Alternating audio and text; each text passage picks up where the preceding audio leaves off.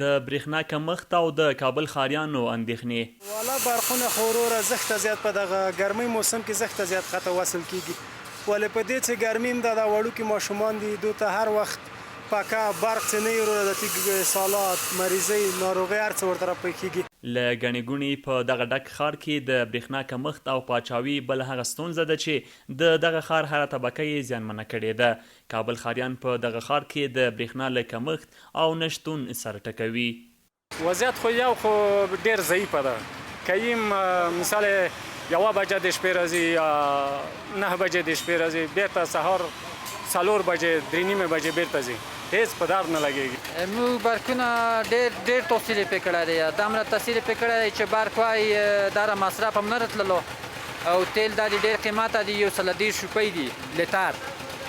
نو که چېرته د برق د موږ وارې مصرف یې 50 روپۍ ته ټیټېدلو، یو په درې د موږ مصارف زیات دي. په ټپه ولاړ دغه ماشینونه د څرخېدو لپاره برېښنا ته اړتیا لري. د دې ماشین له څرخېدو سره به د هټیوالو جیب ته یو څه اندازه روپۍ راشي چې په دې سره به یې ورځنۍ چارې روانې وي. خو د برېښنا نشتون دا هر څه په ټپه درولي چې کرۍ ورځ ورته هټیوال اندېښمن او لاس تر زنې ناست دي. دوی له سرپرست حکومت د برېښنا د ښه کېدو غوښتنه کوي.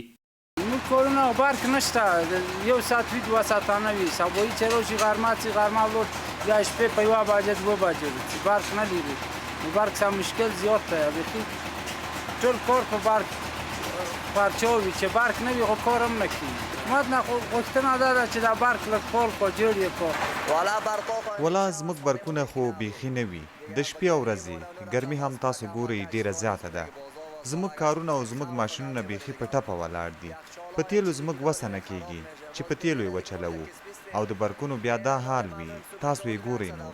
خو د برېښنا شرکت مسؤلین بیا وایي چې په هیواد کې وچکالي، د اوبو څخه د برېښنا کم تولید او د تودوخې له امله له برېښنا د ښاریانو زیاته استفاده هغه ستونزې دي چې په کابل ښار کې د برېښنا کمښت رامنځته کړی دی. د دوی په خبره چې برېښنا شرکت په داسې پلانونو کار روان کړی چې له مخې به یې وکولی شي څو په کور دننه برېښنا تولید او د ښاریانو ستونزې حل کړي. په کابل کې په دې وروستیو کې د پرچاویو د څخه هیوادوال ډیر شکایت کوي. د پرچاویو یوه ستونزه دا ده چې کال وچ دی او موږ د اوبو تولید برېښنا نه لرو. د دې ټولو سره سره برېښنا شرکت بیا هم آرام نه دی ناست، هڅه کوي چې څنګه کولی سي د داخلي منابعو د لارې څخه د برېښنا نظم او برېښنا زیاتوالي ته کار وکړي. د یادونې وړ ده چې دا څویم ځل دی چې کابل ښاریان په دغه ښار کې د برېښنا له کمښت او نشتون سر ټکوي. د دوی په خبره چې حکومت باید یاده چاره له خپلو لومړیتوبونو وګڼي، ځکه پرته له برېښنا د ژوند هیڅ چاره په سمه توګه نه ترسره کیږي.